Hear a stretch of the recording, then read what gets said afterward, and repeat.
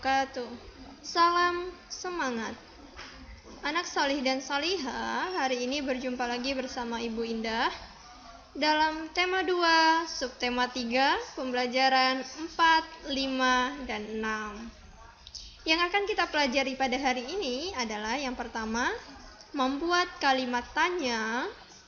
Yang kedua, pembagian dengan pengurangan berulang. Yang ketiga, perilaku yang tidak sesuai aturan. Baik, anak solih dan solihah, silahkan lihat halaman 122 dan halaman 123. Kemudian baca dan amati. Di sini ada cerita tentang Ana dan teman-teman yang bermain di halaman sekolah. Mereka memainkan permainan tradisional dari Papua. Dalam permainan ini dibagi menjadi 2 kelompok. Ada kelompok yang bermain dan ada juga kelompok yang berjaga. Nah, dalam teks cerita ini diceritakan juga atau dijelaskan juga cara bermain. Permainan kayu malele. Baik, anak solih dan solihah, dari teks ini kita akan mencoba membuat kalimat tanya menggunakan kata seperti kata apa, siapa, di mana, bagaimana, dan mengapa. Baik, Bu Indah sudah siapkan dan sudah contohkan untuk anak solih dan solihah. Yang pertama, kalimat tanya menggunakan kata apa? Kalimatnya adalah, apa yang dilakukan Ana dan teman-teman di depan kelas? Yang kedua, menggunakan kata siapa. Siapa saja yang bermain kayu malele di halaman sekolah? Yang ketiga, menggunakan kata di mana. Di mana Ana dan teman-teman bermain kayu malele? Yang keempat, menggunakan kata bagaimana. Bagaimana cara supaya kayu yang pendek dapat melayang di udara? Yang kelima, menggunakan kata mengapa. Kalimatnya, mengapa kelompok berjaga berusaha menangkap kayu pendek?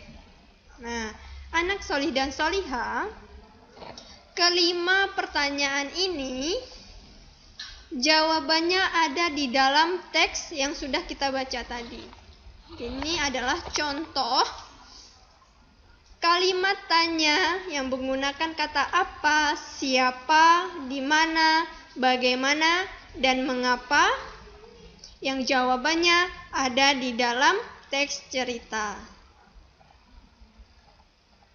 Baik, selanjutnya, jika tata tertib di sekolah dijalankan, akan bermanfaat dalam kehidupan kita. Anak solih dan solihah, masih ingatkan? Di pelajaran sebelumnya kita sudah belajar tentang tata tertib. Tata tertib ini mengatur agar hidup kita atau keseharian kita menjadi teratur, kegiatan kita menjadi teratur. Tata tertib ini ada dalam lingkungan rumah, sekolah, kemudian bermain. Nah, semuanya ada tata tertib yang harus kita jalankan agar apa yang kita jalankan atau apa yang kita lakukan bisa berjalan dengan teratur atau sesuai dengan apa yang kita harapkan.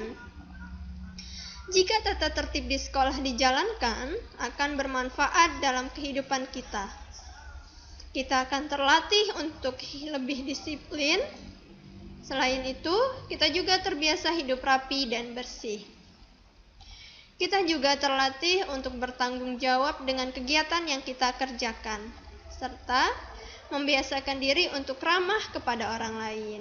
Nah, anak solih dan solihah, membiasakan hidup tertib memiliki banyak manfaat dalam hidup, yang seperti yang sudah dijelaskan di atas. Baik, ayo mengamati. Sekarang berilah tanda checklist untuk gambar seorang siswa yang menaati aturan dan berilah tanda silang untuk siswa yang tidak menaati aturan. Ini adalah gambarnya. Oke, kita lihat gambar yang pertama.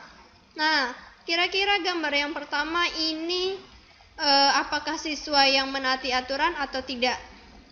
Ya, yang pertama adalah siswa yang menaati aturan. Karena apa? Berangkat sekolah dengan berpakaian yang rapi dan bersih. Kemudian, nah yang kedua kita beri tanda silang. Karena apa?